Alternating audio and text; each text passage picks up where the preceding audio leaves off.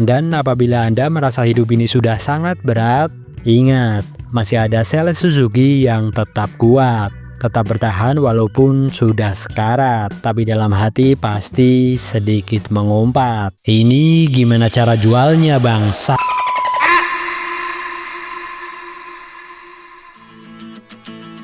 Akhirnya, setelah penantian yang cukup lama dan sempat mengira kalau ini benar-benar hasil AI, karena seperti tidak ada pergerakan setelah foto ini beredar. Dan tanggal 8 November kemarin, akhirnya motor ini diperkenalkan dengan bentuk yang plek-tiplek dengan jarjik. Dan mari kita bahas kembali motor ini, yang membuat lagi-lagi kami harus membahas Suzuki karena gebrakan mereka yang tak terprediksi. Dan sampai sekarang kami masih nggak mengerti sebenarnya jenis apa yang desainernya konsumsi. Mari kita bahas di video ini.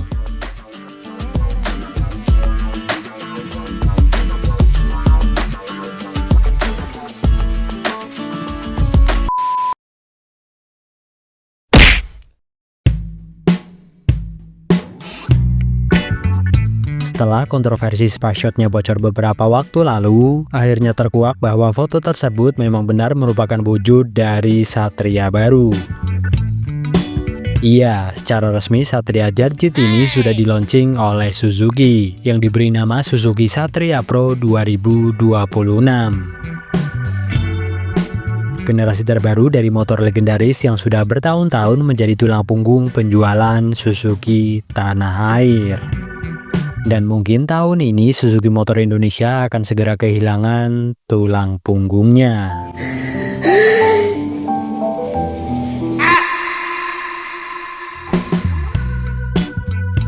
Suzuki merilis dua tipe sekaligus, yaitu Satria Pro dengan desain headlamp dan fitur baru, serta Satria F150 yang masih mempertahankan wajah lamanya namun mendapat penyegaran pada tampilan bodi. Apa susah banget ya buat headlamp keren? Padahal pakai AI aja bisa keren gini.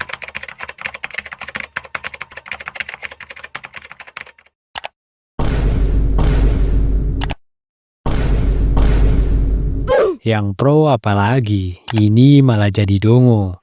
Yang standar masih pakai desain lama. Selama ini desainernya ngapain? Dan ini juga nggak cuma terjadi di Satria FU. Kalau kalian nonton laporan EICMA, sama GSX R-nya itu nggak ngapa-ngapain selama 8 tahun. Suzuki butuh 8 tahun untuk nambahin winglet. Tahu gitu suruh masuk ke tukang variasi, paling cuma berapa menit. Suzuki Indonesia memasarkan dua tipe ini dengan harga yang berbeda. Untuk versi tertinggi, Satria Pro dibanderol dengan harga 34,5 juta OTR Jakarta. Sementara Satria F150 2026 dilepas lebih murah di angka 31 jutaan rupiah. Rela nggak kalian? Uang 35 juta kalian ditukar makhluk ginian. Salah satu pembeda utama dari Satria Pro adalah tampilannya yang lebih eksklusif, sangat eksklusif, dan akan makin eksklusif, bahkan mungkin akan jadi barang langka. Jadi buruan langsung beli unitnya. Pastikan kalian jadi pembeli yang pertama. Bisa jadi kalian dapat diskon lebih dari 1 juta. Tapi pertanyaannya, belinya di mana?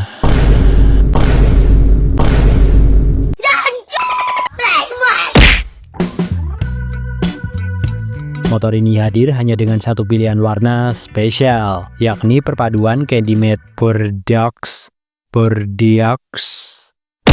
Iya, nama warnanya cukup susah untuk diucapkan. Sesusah produknya yang sepertinya bakal nyungsep di penjualan. Kasah kakean cangkem tak platok dasmu we. Yang paling menonjol tentu ada di bagian headlamp yang super tampan ini. Sebuah headlamp copotan dari Suzuki V-Storm buatan perindapan. Makanya tidak heran tampilannya sangat tampan.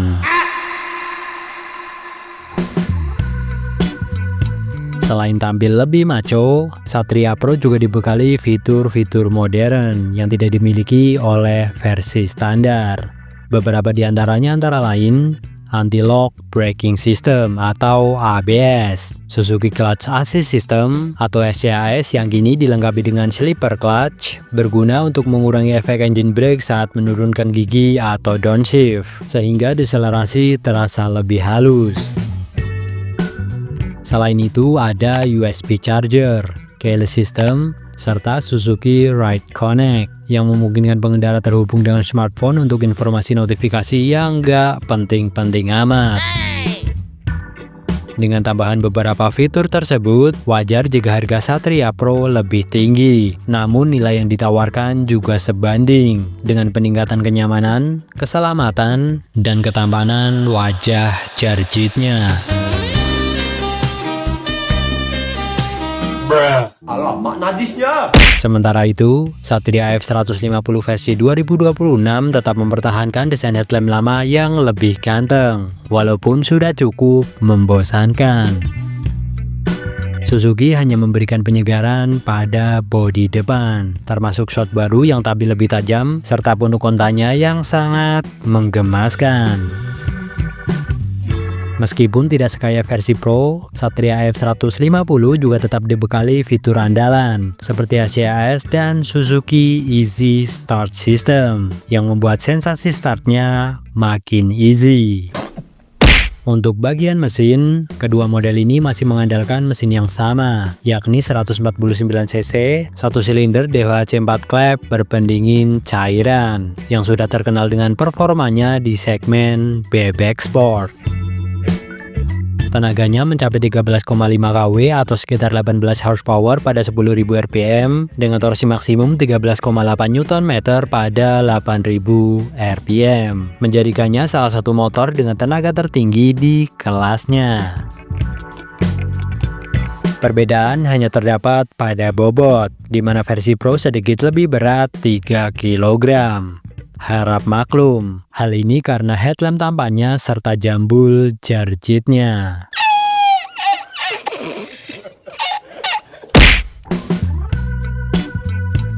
Untuk kaki-kaki, kedua motor ini masih memakai ukuran ban 70/90 dengan velg 17 inci di bagian depan dan 80/90 dengan velg 17 inci di bagian belakang yang masih jamet tebal.